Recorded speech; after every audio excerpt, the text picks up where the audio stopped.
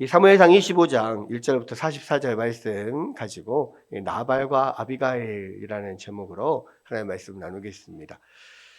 예, 25장이 44절이라는 굉장히 긴 장인데 또 이 이야기를 어디 중간에 좀 끊기도 그래서 길지만 우리가 다 한번 쭉 읽어봤습니다. 자, 우리가 계속해서 지금 다윗의 도피 생활 그 여정을 함께 쭉 살펴보고 있는데요.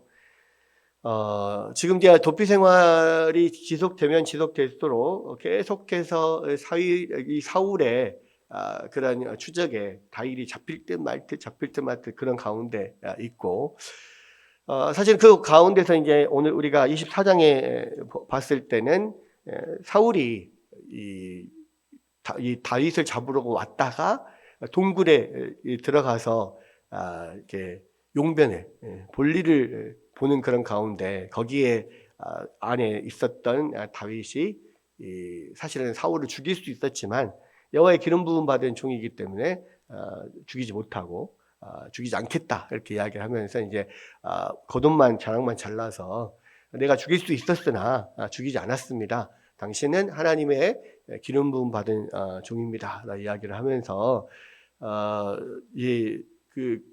뭐 당신이 나를 그렇게 죽이려고 해도 나는 당신을 선대하고 절대 건드리지 않습니다라는 이야기를 했을 때 이 사울이 감동을 하죠. 그래서 울면서 나는 그렇게 너를 죽이려고 했는데 너는 나를 이렇게 살려주냐? 네가 선하고 또 네가 나를 이어서 왕이 될 것을 나도 알고 내 아들도 알고 모든 사람이 다 안다. 뭐 그렇게 선포를 하고 이제 돌아간 그런 내용이 24장에 나와 있습니다. 그런데 이게 25장으로 오면서 25장 1절에 갑자기 이 사무엘의 죽음이 나와요. 그죠? 25장 1절에 보면 사무엘이 죽음에 온 이스라엘 무리가 모여 그를 두고 슬피 울며 라마 그의 집에서 그를 장사한지라 다윗이 일어나 바란 광야로 내려가니라. 그렇게 돼 있죠.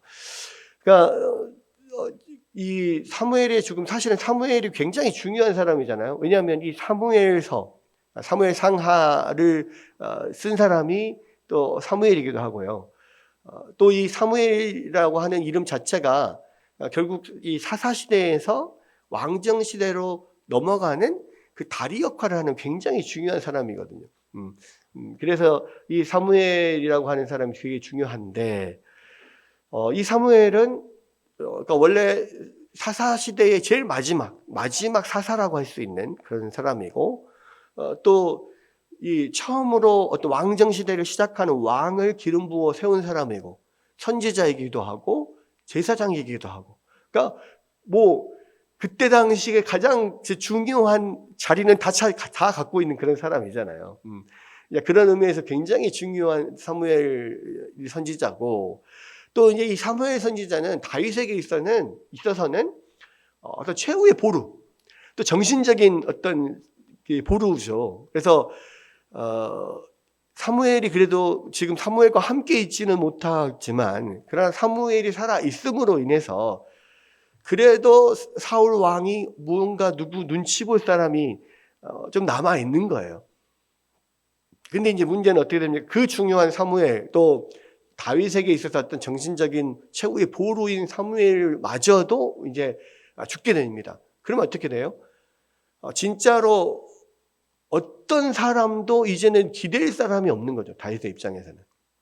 그런 가운데서 이 사무엘이 죽으면서 온 이스라엘이 그를 위해 슬퍼하고 모든 사람들이 사무엘을 또 장사 지내고 함께 했는데 다윗은 거기에 참석하지를 못하죠.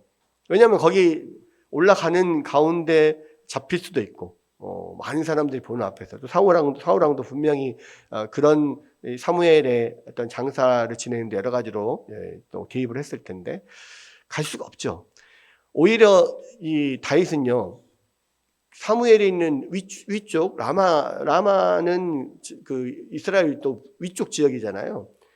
그쪽으로 올라가지 않고 오히려 더 반대로 남쪽으로 더 밑으로 내려갑니다. 그게 이제 보면은 다윗이 일어나서 바람 광야로 내려갔다 그랬죠.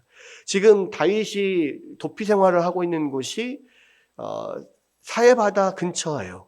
뭐 거기에서 뭐 십광야에 있다가 또 엔게디에 있다가 뭐 마온 광야에 있다가 여러 그쪽 근처를 지금 돌아다니고 있는데 바란 광야는 어디냐면은요 더 밑으로 내려와요. 네, 더 밑으로 지금 내려와서 그러니까 이스라엘로부터 더 멀어진 거죠. 네, 그러니까 아무래도 사무엘이 죽다 보니까 더 불안해졌을 거예요. 사울의 눈을 피해서 더 밑으로 내려가야겠다 생각을 하고 이제 바란 광야로 내려갔습니다. 그런 가운데에 이제 다른 사람이 등장을 합니다. 여기 보면 마온에 한 사람이 있는데 그의 생업이 갈멜에 있고 심히 부하여 양이 3,000마리요 염소가 1,000마리므로 그가 갈멜에서 그의 양털을 깎고 있었으니 그의 사람의 이름은 나발이요 그의 아내의 이름은 아비가일이라. 그 여자는 총명하고 용모가 아름다우나 남자는 완고하고 행실이 악하며 그는 갈렙 족속이었더라. 이렇게 이야기를 합니다.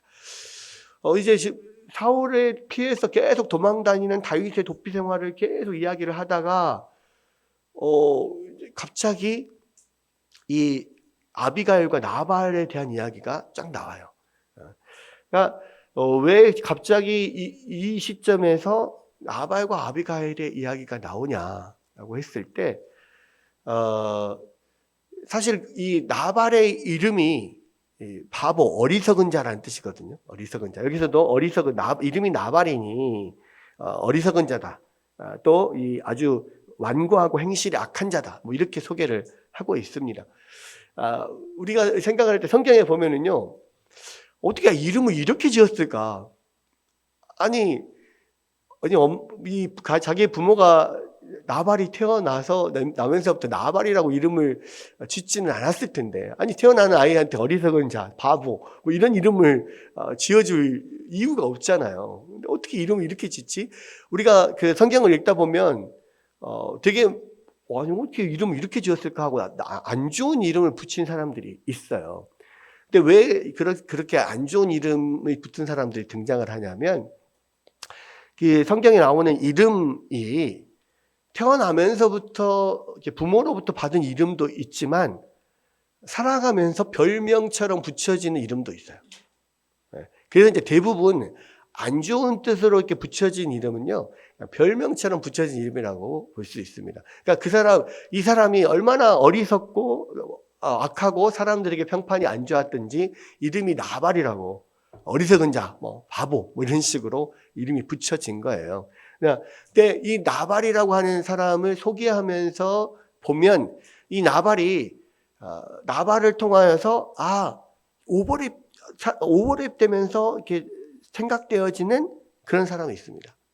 누구냐면 바로 사울이 오버랩이 돼요, 여기에.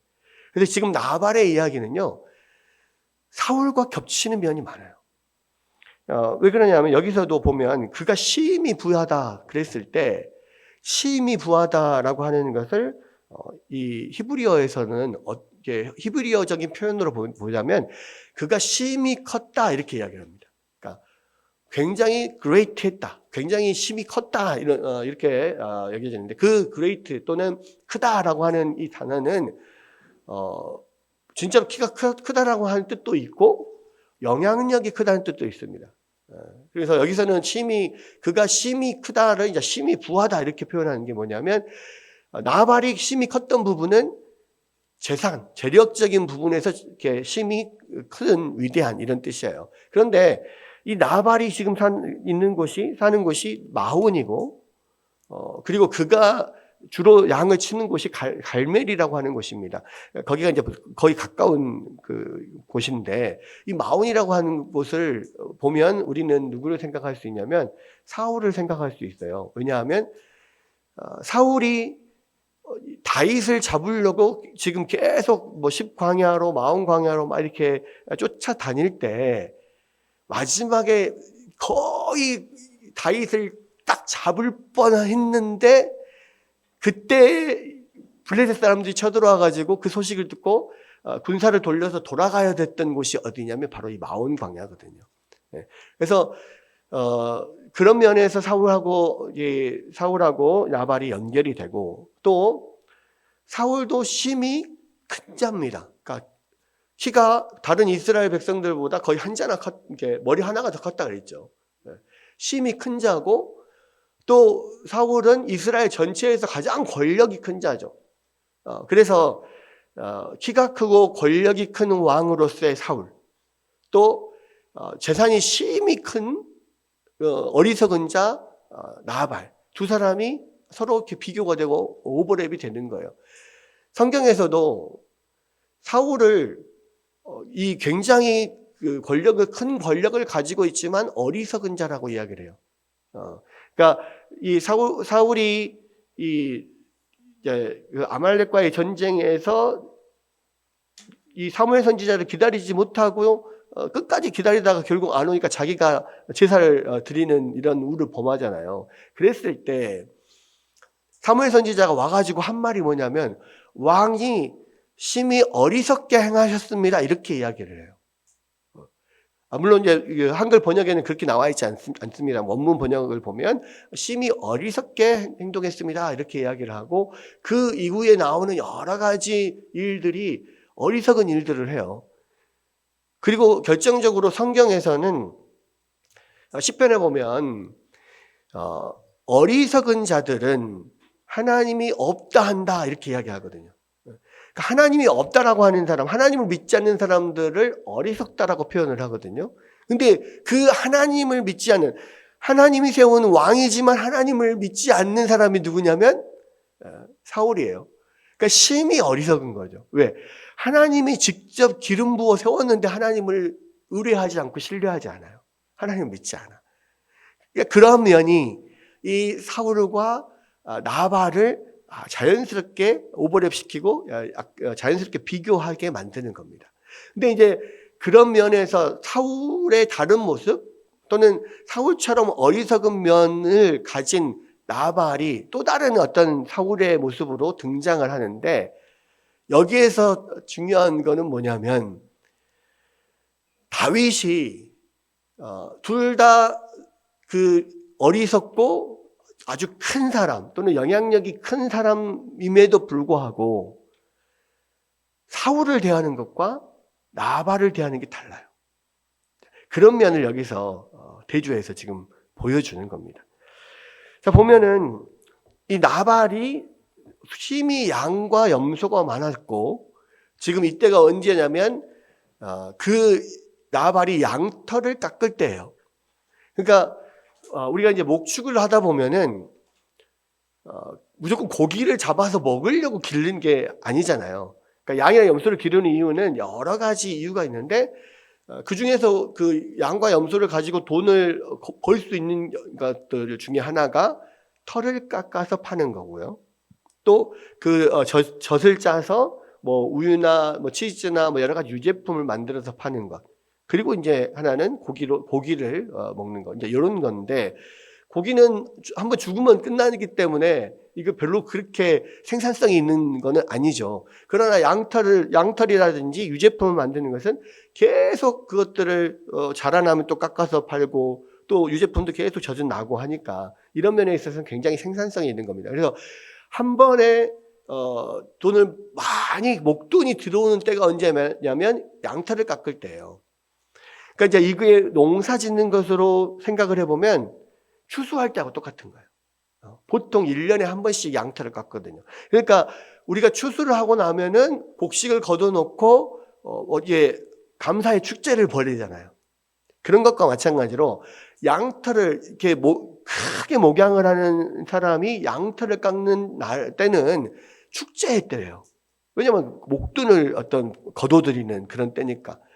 그러니까 지금 그 마온에서 살지만 주로 양은 갈멜에서 키우는 그런 나발이 갈멜에서 지금 양털 깎는 축제를 하고 있는 가운데 있습니다. 근데 이제 우리가 좀 알아야 될 게 뭐냐면, 이스라엘에서는 이런 추수의 때 또는 어떤 그 수확의 때, 이때 율법상에 어떻게 정해져 있냐면, 축제를 벌리고 잔치를 벌려서 주변에 있는 나그네들, 못 사는 뭐 과부라든지 어려운 사람들, 동네 사람들 다 불러서 그 축제를 함께 즐기고, 그때는 많은 어떤 그 선을 베푸는 그런 시기로 그렇게 정해져 있습니다. 이것은 이제 이들의 율법이에요. 이스라엘 율법이에요. 그래서 잔치를 크게 벌리는 것은 자기가 그것을 그냥 크게 즐기겠다라고 벌리기보다는 사실은 주변의 이웃들에게 어떤 선을 베푸는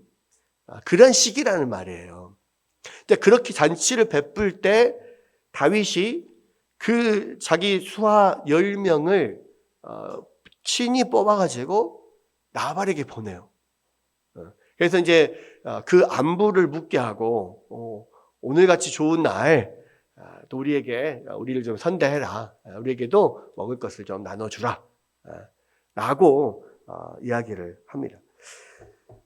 그러니까 근데 이때는 사실은 나발이 그러한 축제를 벌렸을 때 많은 사람들을 선대하는 또 여러 가지 베푸는 것이 당연한 율법적으로 사실 그렇게 해야 될 의무가 있는 거예요. 이 나발에게 있어서는. 그러니까 그런 기회에 또 다윗이 그 나발에게 특별히 이렇게 자기 수하들을 잘 골라서 보내서 나발을 축복한 겁니다. 나발에게 가서 정중하게 뭐 이야기를 하면서 여러 가지 이야기를 하잖아요. 보면 6절을 보면 부하게 사는 자에게 이르기를 너는 평강하라. 내 집도 평강하라. 내 소유의 모든 것도 평강하라. 그러니까 지금 나발을 축복하는 겁니다. 이렇게. 그리고 내 양털 깎는 자들이 있다 함을 이제 내가 들었노라. 내 목자들이 우리와 함께 있었으나 우리가 그들을 해하지 아니하였고 그들이 갈멜에 있는 동안에 그들의 것을 하나도 잃지 아니하였나니 내 소년들에게 물으면 그들이 내게 말하리라. 그런즉 내 소년들이 내게 은혜를 얻게 하라. 우리가 좋은 날에 왔은즉 내 손에 있는 대로 내 종들과 내 아들 다윗에게 주기를 원하노라 하더라. 그러니까 우리가 어떤 전체적인 배경을 잘 모르면은 괜히 가가지고 막 이렇게 뭔가 좀 다윗이 군사를 보내가지고 이 나발의 이 재산을 좀 이렇게 빼앗아 오는 건 아닌가 뭐 이런 식으로 생각을 하는데 사실은 다윗은 충분히 그럴 수도 있는 능력을 가지고 있어요. 왜냐하면 군사를 이미 600명이나 되는 군사를 사병을 거느리고 있고요.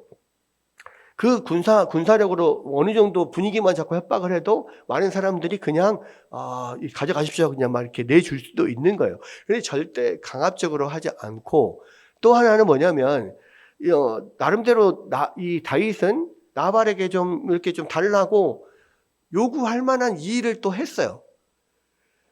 그러니까 많은 양을 지금 그 나발의 그 목자들이 양을 치잖아요. 그러면 사실은 양떼가 치는 양이 많다 보면 도적대가 와서 양을 이렇게 빼앗아 가기도 하고 또 늑대라든지 이런 맹수들의 공격으로 인하여서 양떼들 중에 잃어버리는 게 어느 정도는 발생할 수밖에 없어요. 여러 가지로.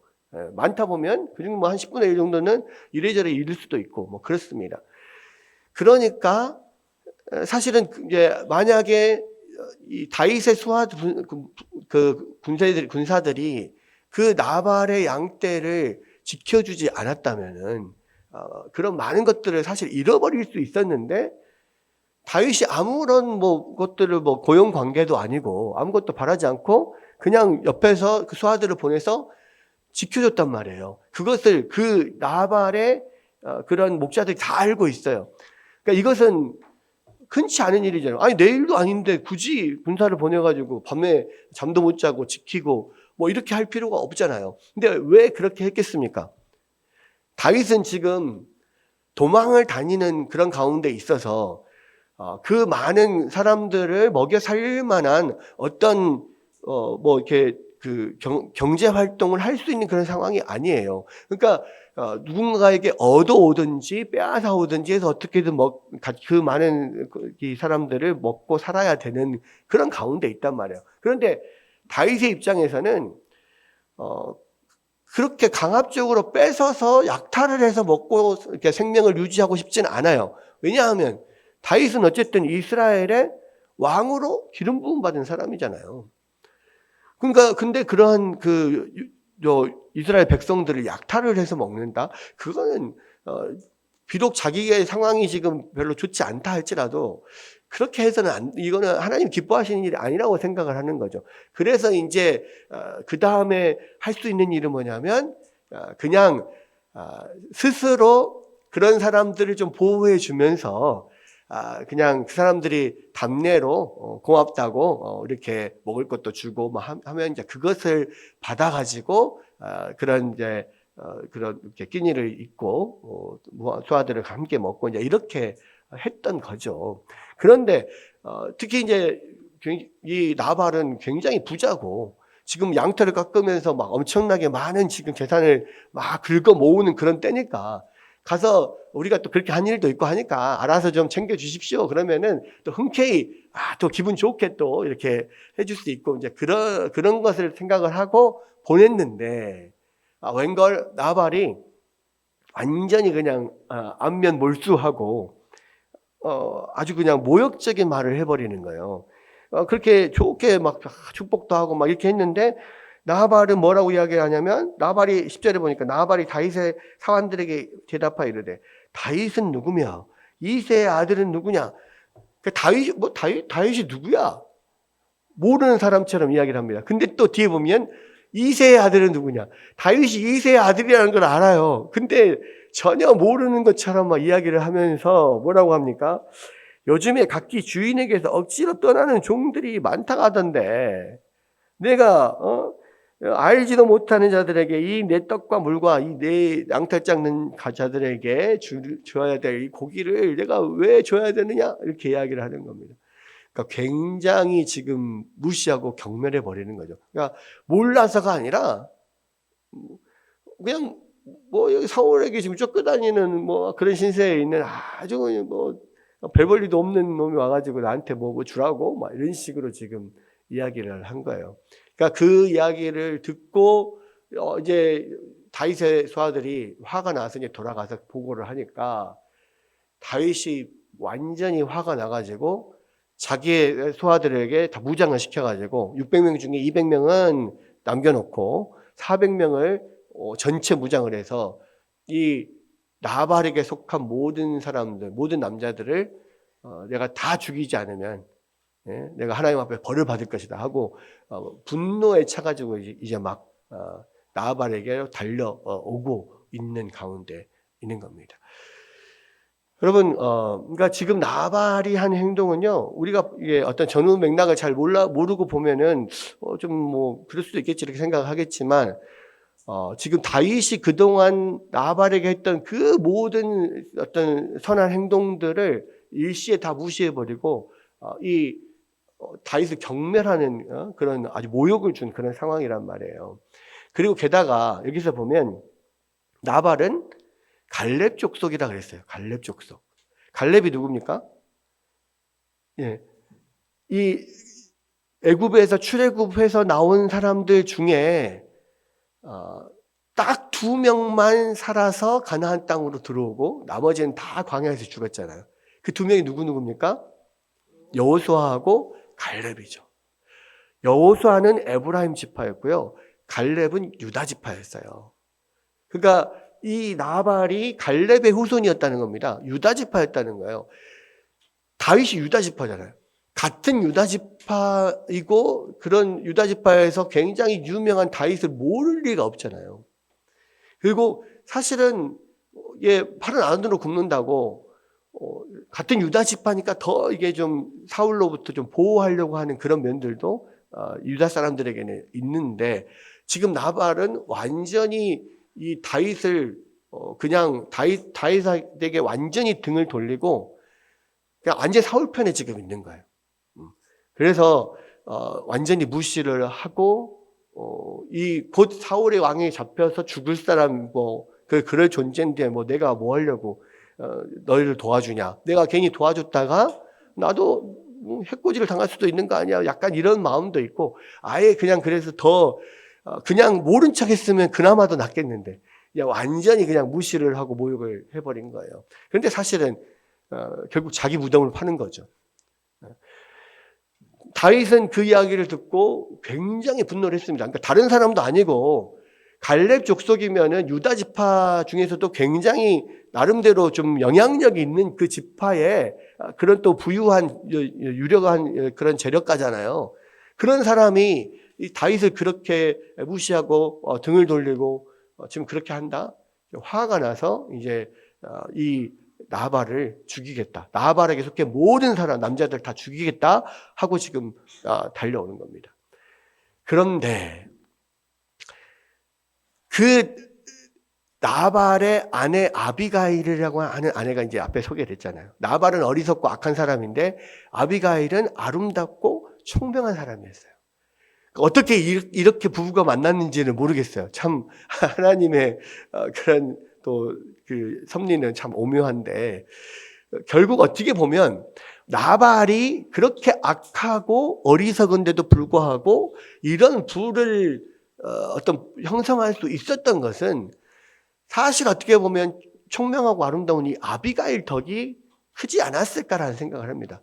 그러니까 나발이 사고를 치면 아비가일이 다 거기서 수습을 하고 이렇게 지금 왔을 것 같아요. 왜냐하면 이런 일이 이제 일어났을 때 나발의 그런 부하들, 수하들이 보기에도 이거 큰일 난 것 같거든요.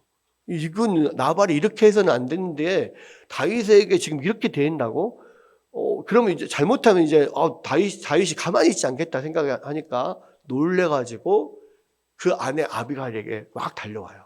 그래서 아비가일에게 이렇게 지금 큰일 났다고. 나발이 다윗이 보낸 그런 수하들을 아주 모욕하고 보냈다고. 이제 잘못하면은 지금 다윗이 분노해가지고 군사들을 끌고 우리를 죽이러 오고 온다라고 하는 소문도 들리고 큰일 났다 이야기를 하니까 어떻게 됩니까? 아비가일이 급하게 준비를 해요.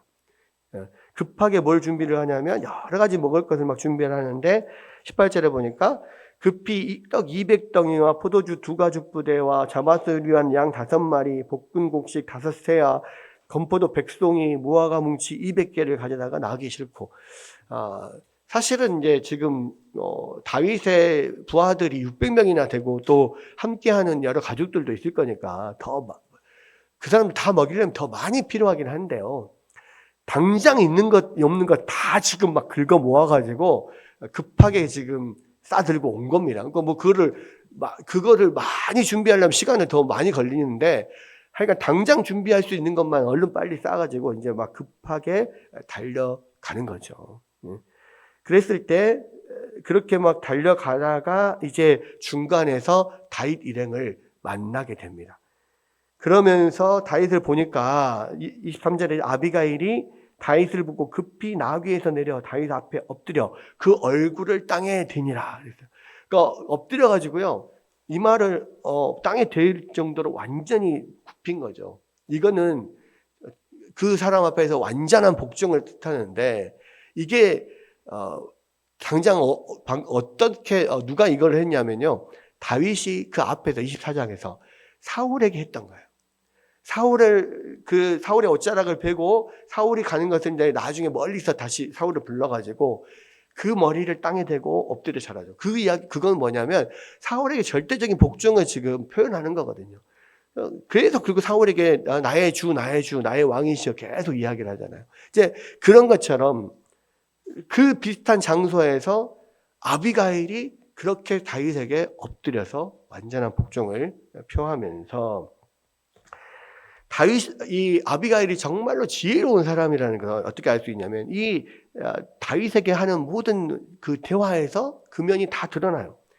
여기 보면 뭐라고 하냐면 다윗 앞에 엎드려서 이르되 내 주여 원하건대 이 죄악을 나 곧 내게로 돌리시고 여종에게 주의 귀에 말하게 하시고 이 여종의 말을 들으소서. 그러니까 이 죄악을 나에게 돌리라는 것은 뭐냐면 당신이 나발에게 향할 그 분노를 나에게 돌리십시오. 내가 죄인입니다. 나발이 죄가 아니라 내가 죄인입니다. 왜? 나발은 원래 어리석은 사람이에요. 제가 그 자리에 없어가지고 내가 그 소년들을 그렇게 돌려보냈는데, 내가 그 자리에 있었으면 그렇게 안 했습니다. 죄송합니다. 내가 없어가지고 내 잘못이에요. 나발은 원래 어리석은 사람인데 그런 사람인데 좀 이해해 주십시오. 제가 그 자리에 없어서 제가 잘못한 거예요. 나를 용서해 주세요. 이렇게 지금 이야기를 하는 거예요. 그래서 원하옵나니 내주는 내 이 불량한 사람 나발을 개의치 마옵소서. 그의 이름이 그에게 적당하니 그의 이름은 나발이라. 그는 미련한 자니이다. 여종은 내 주께서 보내신 소년들을 보지 못하였느냐. 그러니까 내가 거기에 없어가지고 못 본 게 내가 그게 내 죄입니다. 이렇게 이야기를 하는 겁니다. 그러면서 뭐라고 합니까? 26절에 내 주여 여호와께서 살아계심을 듣고 맹세하노니 내 주도 살아계시려거니와 내 주의 손으로 피를 흘려 친히 보복하시는 일을 여호와께서 막으셨으니 내 주의 원수들과 내 주를 해하려 하는 자들은 나발과 같이 되기를 원하나이다. 그러니까요, 이 아비가일이 참 지혜롭다고 하는 게 이 다윗에게 대하여 그 마음을 풀어주는 그런 말도 지혜롭게 잘하지만 여기서 지혜롭다라고 하는 뜻은 또 어떤 거냐면 하나님의 말씀을 또 잘 알고 있다는 뜻이에요. 그러니까 아비가일이 또 지혜가 있기도 하지만 또 한편으로 하나님을 경외하는 사람으로서 하나님의 뜻이 무엇인지를 잘 아는 사람이라는 거예요. 그래서 하나님은 내 주의 손으로 친히 피를 흘려 보복하시는 일을 하나님께서 원치 않으십니다라고 지금 이야기를 하는 거예요. 그렇죠. 그러니까 그 앞에서도 계속 이야기가 나옵니다. 그러니까 성경에서 계속 말하잖아요. 복수는 여호와께 속한 것이다. 그러니까 하나님의 기름 부음 받은 자들이 스스로 복수를 하는 것은 하나님이 허하지 않으셔요. 복수는 하나님께 맡기고 하나님의 기름 부음 받은 자들은 하나님의 뜻을 그냥 행하면 돼요. 어떤 사람이 나를 모욕하고 어떤 사람이 나를 괴롭혀도 직접 보복하는 게 아니라 그 복수를 하나님께 맡기고 하나님의 뜻을 최선을 다해서 행하면 하나님께서 그 모든 것을 하시겠다라고 하는 것을 그 전에도 계속 보여주고 있고, 결국은 다윗이 그 사울 왕을 죽이지 않은 것도 복수는 하나님이 하시는 분이라는 걸 알기 때문에 또 하나님의 기름 부음 받은 자를 내가 손을 대는 것이 합당하지 않다는 것을 알기 때문에 안 한 거잖아요. 그 모든 것을 다윗이 그렇게 그동안 했던 것과 그것이 하나님의 뜻이라는 것을 아비가일이 알고 있는 거예요. 그래서 이 내주 당신 왕이 나의 다윗이요 당신이 기름 부음 받은 자로서 친히 피를 흘리지 않는 그 일이 하나님의 뜻에 합하고 당신은 그렇게 하나님의 뜻을 지금까지 잘 이행해 왔지 않습니까? 그래서 사울 왕을 죽이지 않은 것도 정말 잘한 일 아닙니까? 그래서 그와 함께 그와 더불어서 이 아주 개만도 못한 아주 미련한 이 나발을 죽이는 그러한 피를 흘리는 일을 당신이 하시는 것은 하나님이 원치 않으십니다. 그래서 이 여종을 보내서 하나님께서 당신을 지금 막으시는 겁니다.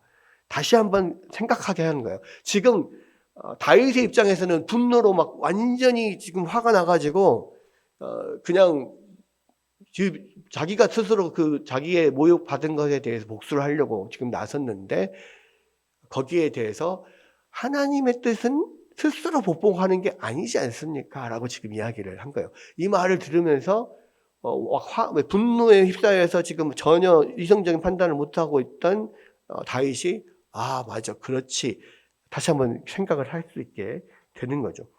그러면서 나를 통해서 이제 친히 보복하시는 일을 막으셨으니 내 주의 원수들과 내 주를 해하려 하는 자들은 나발과 같이 되기를 원하나이다. 어리석게 되기를 원한다. 그렇게 이야기를 하는 거죠. 그러면서 여종이 내 주께 가져온 이 예물을 내 주를 따르는 이 소년들에게 주게 하시고 주의 여종의 허물을 용서하여 주옵소서. 그러면서 여호와께서 반드시 내 주를 위하여 든든한 집을 세우시리니 이는 내 주께서 여호와의 싸움을 싸우시며 내 주의 일생에 내 주에게서 악한 일을 찾을 수 없음이니이다. 하나님의 뜻을 거스리는 일을 지금까지 아주 한 번도 하지 않았지 않습니까? 그리고 당신은 하나님의 싸움을 싸우는 자 아닙니까? 그러니까 하나님의 뜻대로 하시는 것이 마땅하고 당신을 화나게 했던 내가 그 자리에 없어서 당신을 화나게 했던 이 여종의 죄를 용서해 주십시오. 이렇게 지금 도리어 그렇게 이야기를 하고 있는 겁니다. 그러면서 사람이 일어나서 내 주를 쫓아 내 주의 생명을 찾을지라도 내 주의 생명은 내 주 하나님 여호와와 함께 생명 싸개 속에 쌓였을 것이요 내 주의 원수들의 생명은 물매로 던지듯이 여호와께서 그것을 던지시리이다. 당신께서 하나님의 뜻을 그렇게 잘 행하시고 하나님의 싸움을 싸우고 계시니까 하나님이 당신을 보호해 주시고 당신의 대적은 물매 던지듯이 그냥 던져버리고 그렇게 지금 하나님께서 하시지 않습니까? 라고 하면서 여호와께서 내 주에 대하여 하신 말씀대로 모든 선을 내 주에게 행하사 내 주의 이스라엘을 지도자로 세우실 때에 내 주께서 무지한 피를 흘리셨다든지 내 주께서 친히 보복하셨다든지 함으로 말미암아 슬픔하실 것도 없고 내 주의 마음에 걸릴 것도 없으시리니 다만 여호와께서 내 주를 후대하실 때 원하건대 내 주 여종을 생각하소서 하니라. 그러니까 결국은 이 분노로 인하여서 당신의 손으로 이 피를 흘리게 되고 또 그것도 이 같은 민족 당신이 왕으로서 보호하고 다스려야 될 이스라엘 족속 중에서 그것도 같은 유대 족속의 이 죽은 개와 같은 이 나발을 직접 죽이는 것은 이것은 하나님 앞에 선한 일이 아니라라고 하는 것을 이야기를 하는 거예요. 그리고 나중에 그게 당신이 왕이 되었을 때 내가 정말 무지한 피를 흘렸구나. 내가 왜 그랬을꼬. 그런 후회하는 일이 있어서는 안 되지 않겠습니까? 지금 그렇게 이야기를 하는 거예요. 그러니까 그 이야기를 듣고 다윗이 그렇구나 깨닫게 되는 거죠. 내가 너무 내가 모욕당한 것에 분노해서 내가 마땅히 지금 해야 될 일을 하지 못하고 하마터면 하나님의 뜻을 내가 어길 뻔했구나 이런 생각을 하게 된 겁니다. 그래서 32절에 보면 다윗이 아비가일에게 이르되 오늘 너를 보내어 나를 영접하게 하신 이스라엘의 하나님 여호와를 찬송할지로다. 또 네 죄를 칭찬할지며 또 내게 복이 있을지로다. 오늘 내가 피 흘릴 것과 친히 복수하는 것을 네가 막았느니라. 그러니까 다윗이 내가 스스로 피를 흘리고 내가 친히 복수하는 것이 하나님의 뜻이 아니라는 것을 알아요. 근데 내가 순간적인 분노로 인해서 그것을 잊었던 거죠. 근데 그냥 그대로 놔뒀더라면 내가 하나님 앞에 하나님의 기뻐하지 않은 일을 하고 나중에 두고두고 후회할 뻔했는데 이 지혜로운 아비가일이 나를 급하게 찾아와서 나를 막아서서 결국에는 내가 하나님 앞에 범죄하지 않도록 했구나. 그러니까 이 지혜로운 아비가일 너는 참 복되다라고 할 뿐만 아니라 또 다윗은 하나님이 아비가일을 보내셔서 나를 막으셨구나. 이거를 또 느끼게 되는 겁니다. 그러니까 다윗은 항상요. 주변에서 어떤 일어나는 여러 가지 일들 가운데 또 어떤 다른 사람들의 입술을 통하여서 자기에게 하는 말을 그냥 허투루 듣지 않아요. 그것을 그 사람의 이야기라고 생각하지 않아요. 항상 보면 다윗은 나중에 그 아들 압살롬을 피해서 도망갈 때 그런 사울의 그런 베냐민 족속 그 시므이가 쫓아오면서 막 저주하고 그러잖아요. 다른 부하들이 저 못된 놈 내가 저를 죽이겠습니다라고 했을 때 다윗이 놔둬라.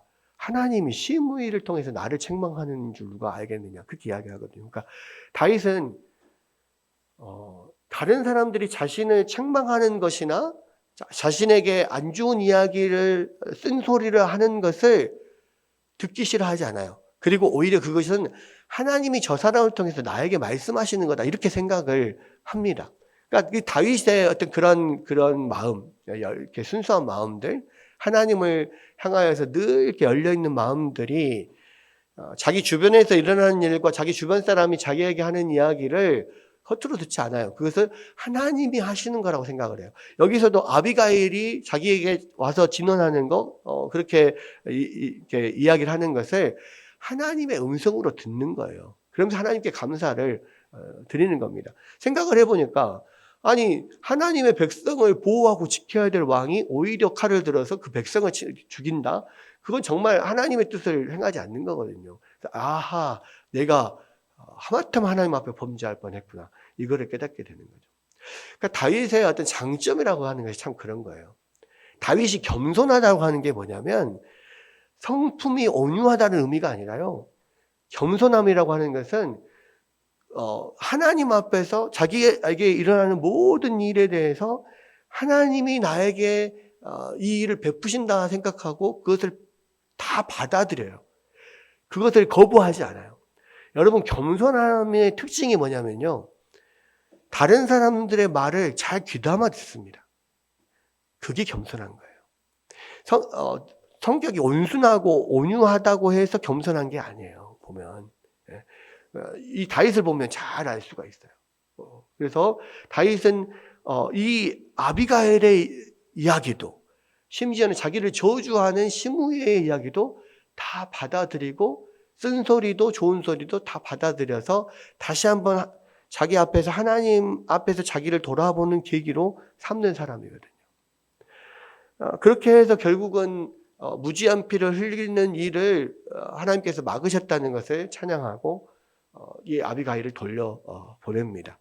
결과적으로는 나중에 이제 술에 취해서 있다가 나발이 나중에서 깨서 그 사실을 알고 놀래가지고 시름시름 앓다가 죽게 되거든요.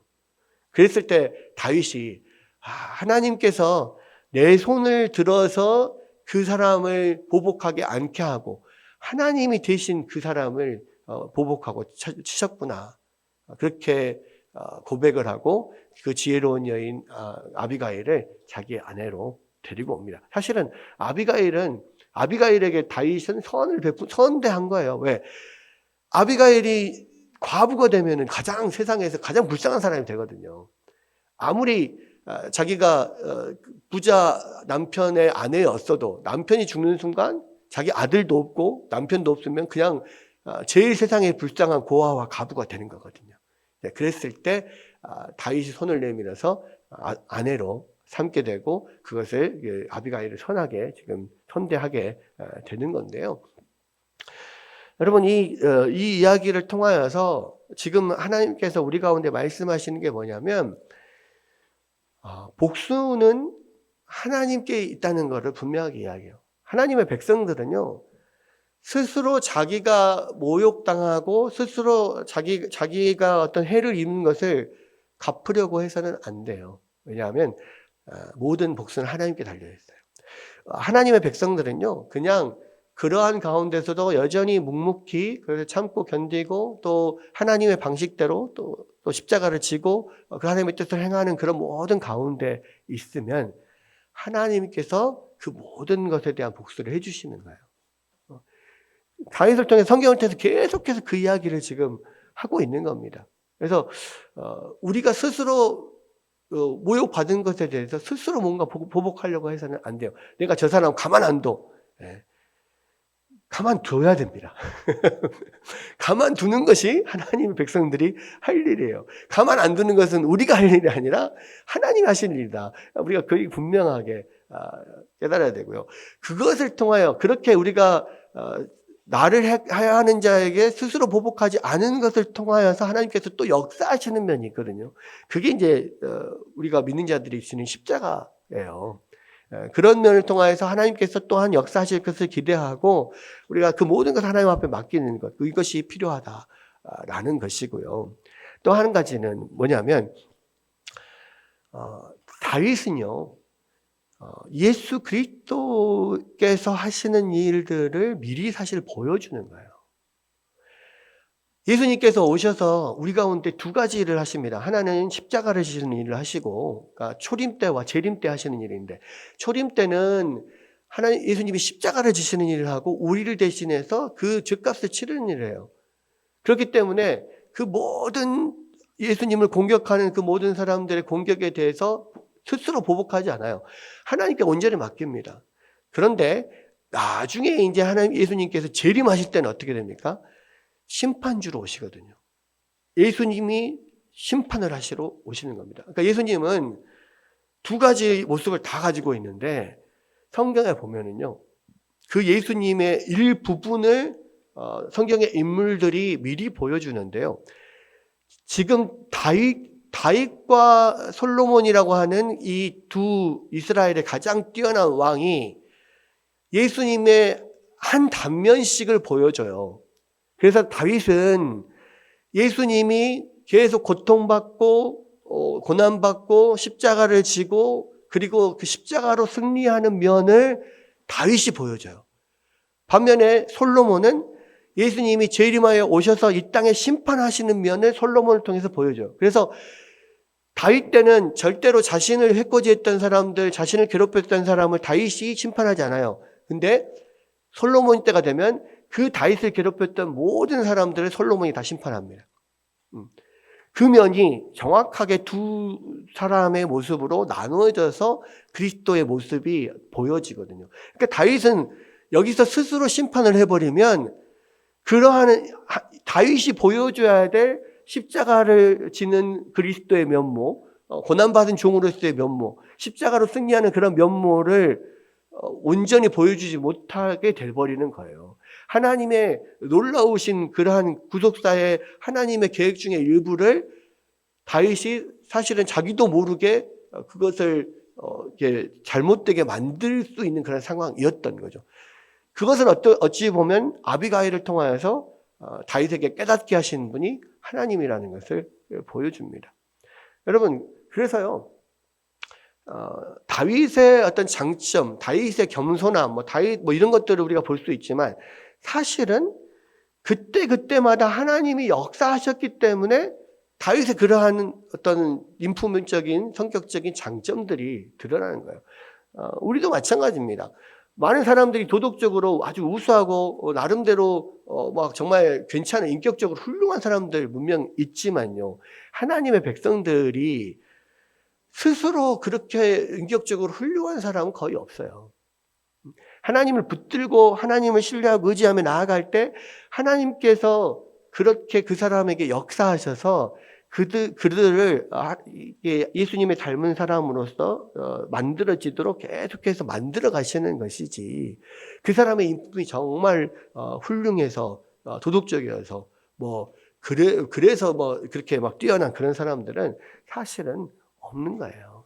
우리가 스스로 자만해도 안 되고, 또 저 사람이 정말 인격적으로 훌륭한 사람이라고 100% 그 사람을 신뢰하거나 또 그 사람을 완전히 이렇게 높일 필요는 없는 거예요.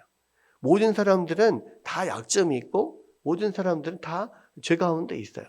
그러나 분명한 것은 하나님의 말씀 붙잡고 따라가고 하나님을 의뢰하는 사람들은 하나님께서 그러한 자리로 우리를 이끌어 주시는 것이에요. 실수하려고 할 때마다 하나님께서 항상 사람을 보내거나 다른 어떤 일들을 통해서 하나님의 기뻐하시는 대로 이끌어 가신다는 것을 우리가 생각하고, 우리가 온전히 주님을 붙잡고 의지하고 나아가는 여러분들 되시기를 주의 이름으로 축원합니다.